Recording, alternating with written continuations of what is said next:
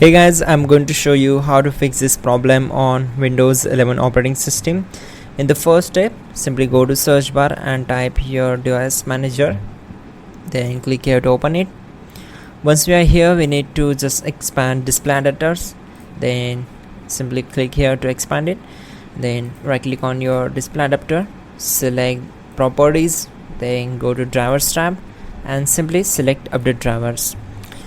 There will be two options. First one is search automatically for drivers and the second one is browse my computer for drivers. First of all, in the first step we will select first one.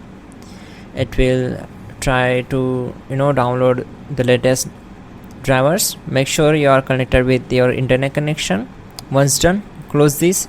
Again click on update drivers and now this time select browse my computer for drivers. Select this one. Now select the model, click on next, and there we go. So Windows has successfully updated your drivers. Now close this window, close all windows one by one. The next step, go to search bar, simply type your settings and open it.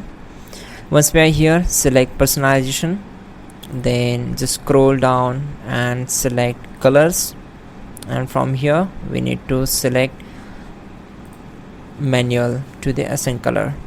Once done, just on the same window click accessibility, and from here we need to select visual effects and simply from animation effects we need to turn off this option.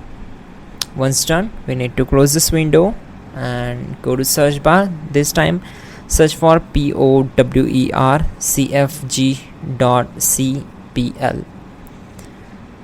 So click here to open it.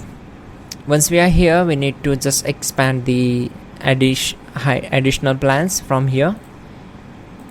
Then once done, select high performance, then click on change plan settings and click on restore default settings for this plan. Select S and close this window. That's it guys, your problem will be solved and you're good to go. Don't forget to like the video and please do subscribe the channel.